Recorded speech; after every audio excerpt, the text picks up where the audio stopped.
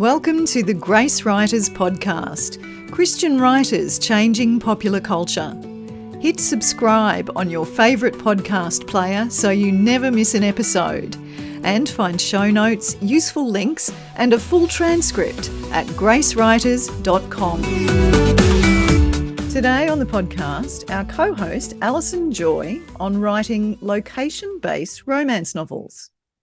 I'm Belinda Pollard. I'm an author, editor and writing coach with a theology degree and 20 years in the publishing industry. I blog for writers at smallbluedog.com, and you can find links to all my blogs, books and online courses at belindapollard.com.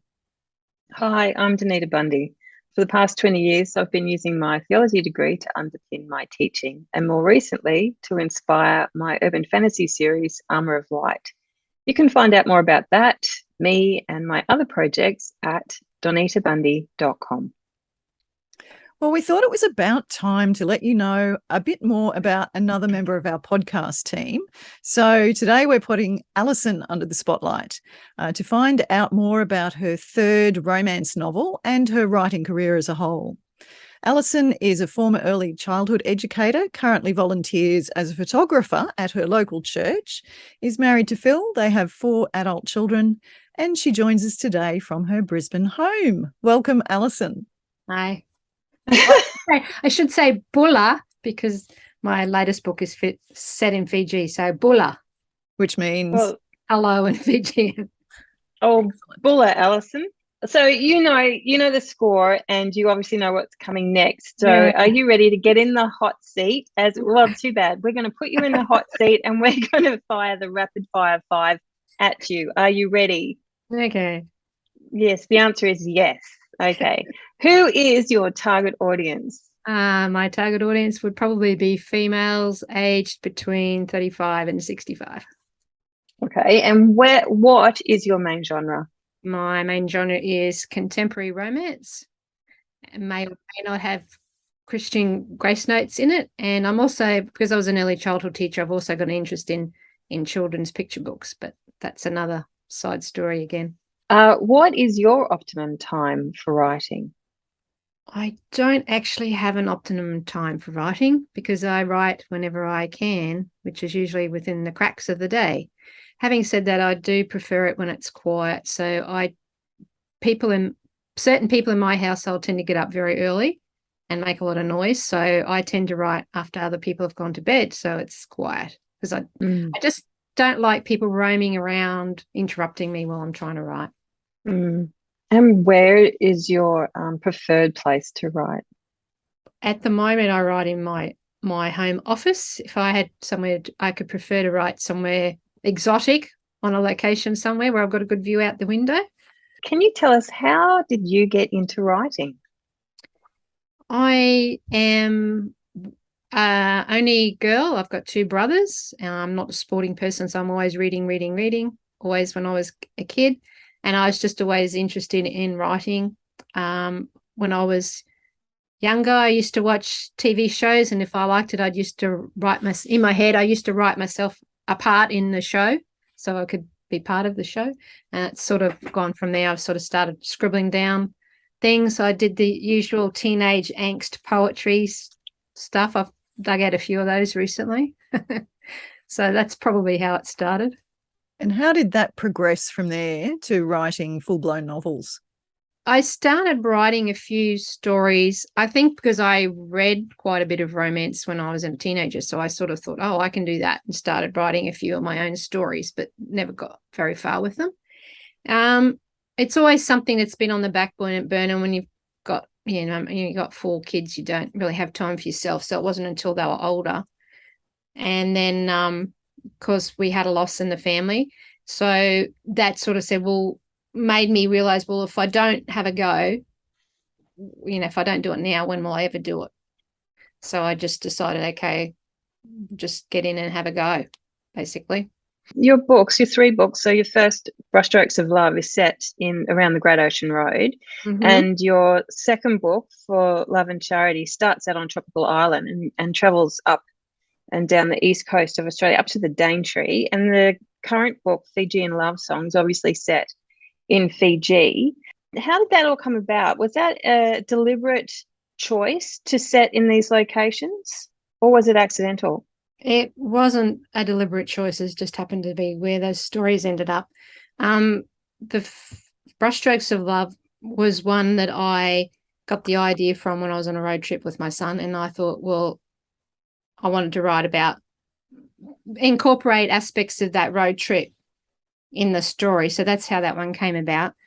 For Love and Charity I wrote that actually before the Brushstrokes. I don't know. It's just how it works out. It wasn't deliberate. The Fiji one was deliberate because I wanted to set it in Fiji because I've been to Fiji and my daughter lived in Fiji for a few months. So that was the only one that was deliberately set. I don't know if you call it exotic. I guess some people it's exotic, but. Well, if it's exotic to the reader, then it's exotic. It might not be exotic to you, but it often is to the reader. I think that's a real I enjoy those sorts of romance novels where they're set in like an aspirational type of location, somewhere where you might like to be other than where you are now.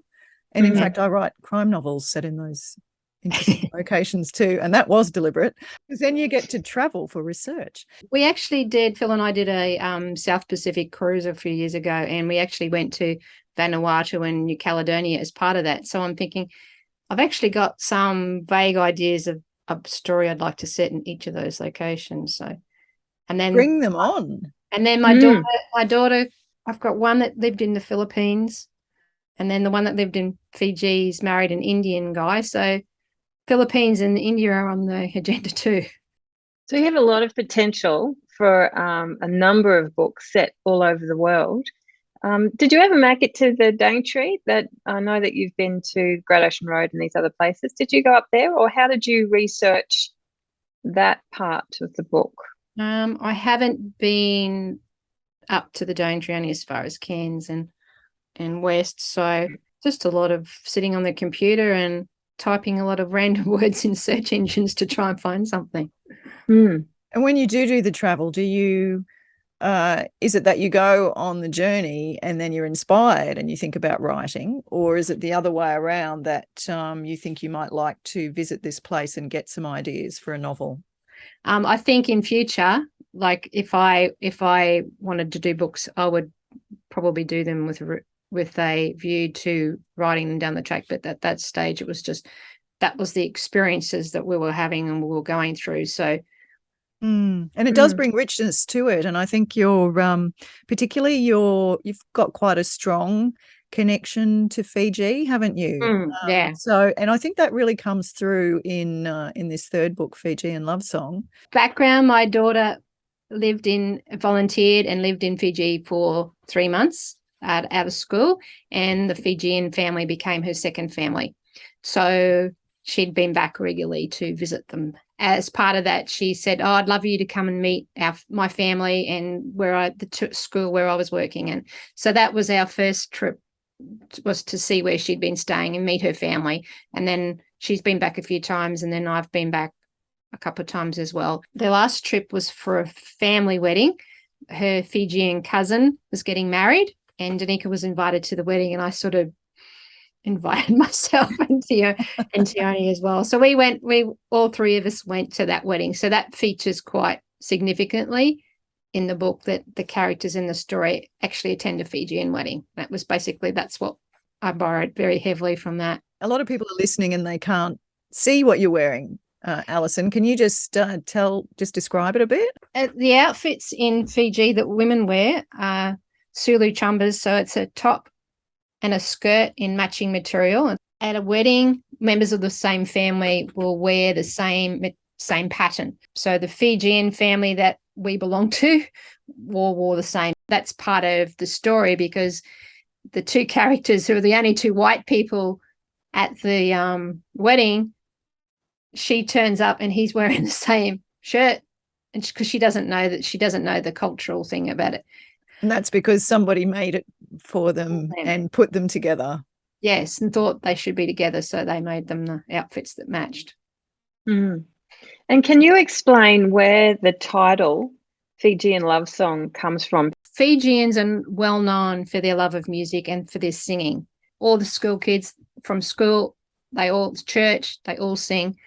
of course, the main song that is probably most connected with Fiji is one called Isolé, which is sort of, even though you're leaving, please don't forget me, come back. Like if you go to a resort and you leave, they'll probably sing that to you as you leave. And it's a big part of their culture. It's interesting how you're getting various kinds of inspiration from the location and from the customs. And do you do that too, Donita? They are actually set in cities, historical cities. So I, like Alison did for the Daintree, I spend a lot of time on Google Maps, and I look around and I do a lot of historical research. And then from that, yes, I get the inspiration to put elements of that into the story for context. But I can't get over to Turkey, but I did use a city I know well as the background for the current one. Yeah. I've written a novel set in the New Zealand wilderness, and I had to have my characters get lost. And I had been to this wilderness, and I'd actually done a 4-day trek through it, which nearly killed me, but that's another story. But I needed my characters to go to other places, and I bought all the topographical maps, and I was just driving myself crazy trying to figure out how far are they going to get in a day? Where can I put them? Because I had to get them out there and get them lost. And it was such a revelation to me when I realized I could make it up. The island at the start of the For Love and Charity is set somewhere, like it's basically, I've said in it, go from Singapore to Guam, hang a right, and it's out there somewhere. So I had to find the islands, the Marshall Islands or the Mariana Islands, and look around and try and find something that matched what I thought this island was like. And it's made up, but you want it to sound not made up. Does that make sense? Yeah. That's the aim, I think. Make it plausible. So, Alison, writing romance, and you want to write in the secular world, that's like a real tension there. How do you deal with your heat levels for a secular audience? There's actually a range of heat levels from absolutely nothing basically to really, really, really, really heavy stuff. And everyone has a spot on that continuum that they're comfortable with. It's a bit like Christians with alcohol, drinking alcohol. I don't personally drink alcohol. I personally don't think Christians should drink alcohol, but many of my friends do, and it's just one of those things. It's just a continuum that everybody sits on somewhere along the line, and you've just got to find the spot where you're most comfortable, I guess, or where you fit. One of the things I would like to see, though, with romance books is when they're advertised that they should have some indication of the heat level rating on them. Some authors do that, which is great, but some of them I've found a few times, some of them I can tell within the first couple of pages. I'm going, nah. I really dislike it when I get really invested in a story and I get like nearly halfway through, and then all of a sudden it's just really, really up the heat level. I'm going, oh yeah, no. It's not one size fits all. And even some people, even so, if Christian books are supposed to be this level of heat, then some authors push it a little bit more. But I did do attend a writers group as a guest speaker, local writers group, and it was a mixed group. There's actually quite a few males in it, which I was surprised they actually read the book. This was For Love and Charity, and it's a little bit more, the heat level's a little bit higher in that one. Not hugely so, but, and they were like we're expecting more. Like, where was all the heat? And they're basically saying it wasn't true enough to real life. They thought it should be. They were expecting more. They were expecting more, and I'm going, more graphic writing. More graphic. Yeah. It's just, it's really hard, isn't it? There's a new category, new in the last few years, on that Amazon has introduced in romance, and I think it's called clean and wholesome. Is that correct? Yeah. And I find it interesting that kind of followed on after the 50 Shades of Grey kind of movement. That was so popular, and there was a lot more people writing that sort of stuff and a lot more people wanting to read that sort of stuff. But then there's also been this rise of people who actually don't enjoy that. So, and they're not necessarily Christians or anything else. They just don't enjoy that. And I think there's always a readership out there for the point at which we write. So I remember one book, and the couple were basically getting married and they hadn't even had any kissing, and I'm going, but that's not probably real life, you know. You've got to find a balance. You got to find a balance there, and I can't say that I found it, but I write where I think, I don't know, the story lens, I don't know. And I guess as Christian writers, we need to be sort of praying through that as well. Like, how do we handle that? I write crime novels, so there's a little bit of heat issues that come in from time to time, and there's also violence issues. So how blatant am I going to be with the violence? Because people do die in my novels. They're crime novels, and how to handle that. And I don't know that there's any simple way forward. You have a bit of violence going on in yours too, don't you, Donita? And and I think I have romance and violence, and I also like what you're saying, Alison. You want to make it real and fit into a real world picture. And I had in my first book a character that goes all the way through. He'd just come off he'd been living in a gang and then living on the streets for 7 years by himself. And from my understanding and the circles I work in, this person would swear. But how do I manage that and be true to context and yet not offensive to the reader? So I think it's in all of these areas, there is a tension to tell a good, realistic, contextual story and yet be respectful of the reader. And even though I started out, like I'm a crossover, my books, I plan for them to be a crossover, Christian and non-Christian. How do you respect our beliefs and what we feel is a good and right thing to do? And yet, like I said, being contextual. So like you said, Belinda, it's prayer is a real thing. And I also think some of my readers are quite elderly. And I think, could I look them in the face knowing that they've read this? And then I think, if I don't feel comfortable being able to have a conversation with my dear friend afterwards, I think possibly I should tone it down or take it out. I just think I've got to, and so I kind of use that. My mum's going to read this. So what's that? How's that going to affect our relationship? Two wonderful elderly women from my church actually read Poison Bay, my first crime novel, and one of them, she reads crime all the time. She loved it. The other one doesn't read crime at all. And she said to me, I said, how could Belinda Pollard write such an awful book? And this is the way, it's not easy, is it? And I think we've failed when we've stopped wrestling with it and we've stopped working through it. And while we're still working through it and trying to honor God and trying to tell realistic stories, I think we're still heading along on the right track. And it's good to talk to other Christian writers and find out how different people deal with this. But I think too, Belinda, that we often say about our voice and the word that we feel we've been entrusted to tell in story, wrapped in story with our grace notes.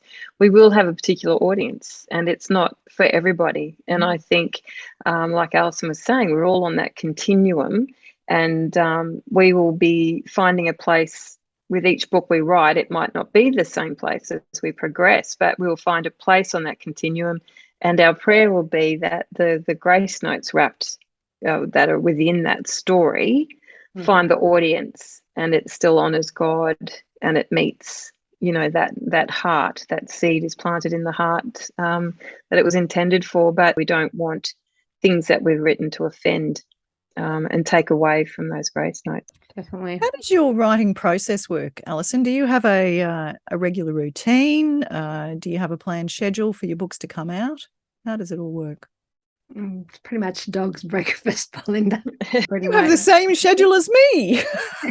Dog's breakfast is a bit of everything all in together and all over the place. And I would like to say I do that, but I'm still figuring it out. And there's the plan, and then there's reality, and a lot of stuff that happens is out of my hands. So because I'm independent, I haven't got a signed contract, so I don't have the time pressures or the deadlines. So they're out when the books are out when they're out. So that's how it is. What about writer's block? Do you ever suffer from that? And if you do, how do you tackle it? Go on holiday to Fiji. I'd like to say it's more writer's procrastination than writer's block, I would say. And I'm one of those people that I feel like to be able to stop and write, I have to do a certain amount of other things first. Like it's a reward for working and doing other stuff. I do all my jobs or do housework or do whatever, and then I think I can justify to myself that I've got time to write. I've got to a certain point and I'm not quite sure what's happened next. Sometimes I go back and reread over what I've done. That sometimes helps. Sometimes you just got to get in there and push through and come up with something and then go back and change it later. It's like trying to do something else and then that's mulling over in the background while you're doing something else. So it just depends. Sometimes you do more research and that sparks something. Alison, this podcast was actually your idea in the first place. You said back when we were getting Gracewriters moving in 2020, you said, why don't we have a podcast? How did that come about? What was the idea? What was the concept? I just was looking around to try and find podcasts for Christian writers by Christian writers, and I couldn't easily find any. And I'm going, well, why don't we just see if it's possible to have our own? So I just floated the idea with Belinda and there we have it. But I just had the idea. I didn't particularly need to run with it. But so thank you, Alison, for prompting that and for leading to a lot of work. Sorry. Yeah, thanks. Thanks, Alison. It's been great. And it has been great. It has. Very good. I've personally found being part of the Gracewriters community as a whole been terribly encouraging. Everybody's on a different journey and everyone's got a different story to tell in it. And we need to, while I might get overwhelmed by somebody who's a bestseller, but somebody else who's similar pathway to me, a similar point in their journey to me, or just a little bit ahead of me, is someone that I can say, okay, they've done it, maybe I can too. The two things we all have in common is that we all identify as followers of Christ and we all identify as wordsmiths in some sense. So, Alison, how does your faith, identifying as a child of God, how does your faith interact with your writing? I think when you start on this, you think your journey and you think, okay, God, is this where you want me to be? Is this... It's sort of nothing that drops into your mind that you don't get the answers dropped in overnight sort of thing. And you think, okay, am I in the right spot? Am I not in the right spot? Am I doing what I'm supposed to be doing? Am I not doing what I'm supposed to be doing? And you get knocked back and disappointments and you think, okay, does this mean that I'm not supposed to be doing this? Or does this just mean it's part of the journey and I'm supposed to push through? It's not knowing. And there's no, I think that's I guess it's a hard life. I mean, life's like that in general, I guess, but it's just sort of the not knowing. It's like, okay, God, I've got this book here and I believe you've given me permission to write it, but then how do I promote it and how do I get it out there so other people can read it? And there's so many different branches I could go down, so many trails I could go down, but which is the right trail for me? And could you just tell me which trail is the right trail for me? Because I don't mind which trail it is, just tell me. But he doesn't tell you. Sometimes you've got to go down that trail and then go, oh, it wasn't that one, and come back and then go down another or do a sidetrack. And it's like, just God, just give me a download just for me, just what I should be doing in my writing journey. And it's just sometimes it's just figuring it out. And the hard way, unfortunately. So you're praying, obviously, because we can hear that, and you're not necessarily getting the answers you want, which is a direct text kind of thing. Is this challenge of following the desire to write and not knowing, is that testing your faith or growing your faith? Like, how is that impacting that whole world of conflict and confusion and joy of writing? How is that impacting your faith? It's very overwhelming at times. Sometimes you pray and you get answers, and sometimes you don't, and you think, well, am I not listening? Am I not listening? Is he telling me and I'm not listening? Is he? Sometimes you get, bits and pieces encouragement from other Christians and think, okay, well, maybe I am on the right track, but then again, maybe I'm not, and maybe that's not, they haven't really heard from God. It's just, just a like a tangled ball of string sometimes. How do you find yourself now after your third book to where you were at the beginning? Do you think you're how has it affected your relationship with God? I think I can't separate it from everything else that's going on in my life. It's just one other aspect of it. And because our family's been through some hard seasons and is going through some hard seasons, that's sort of, it just got to hang on to God, because that's it. You can't, there's nothing else, you wouldn't be able to get through it unless you had the faith. And I can't see how people can get through some of the stuff we've been going through if you didn't have the faith. So the writing is sort of a part of a coping mechanism, I guess, with life. And I'm getting all these ideas for stories and stuff. It's got to come from somewhere. I mean, I can't. Your imagination is a gift from God, so it's all, part of it, all a gift. Very complicated. How can people find you online, Alison? I have a website, alisonjoywriter.com, that I am working on. I am active on Instagram. So that's the main two places that people can find me. Excellent. How about I pray for you? Heavenly Father, we thank you for Alison, and we thank you for the way that you have worked in her life in so many different ways, in some very hard seasons, and also the way that you've given her this amazing creativity throughout her life. And it's always been there, and it's something that you have nurtured and you have brought out in her. And I pray that you will help her with the times of struggle and trial, and you'll guide her and lead her in your ways. And we pray that for all the grace writers out there listening too, who are struggling with various things and who are trying to seek ways to honour you through that, through all the challenges and through their writing. And we ask you to bless each one in Jesus' name. Amen. Amen. Alison Joy, thank you so much for joining us on the podcast today. Thank you, Donita Bundy. I'm Belinda Pollard, and we will see you next time on the Gracewriters podcast. Gracewriters is run by volunteers, and we're incredibly grateful to those who have contributed financially to help keep this ministry running. Thank you so very much. If you have enjoyed this podcast and you'd like to help, please go to gracewriters.com and look for Donate in the menu. Continue today's conversation in our free online forum and find useful articles, links and resources at gracewriters.com.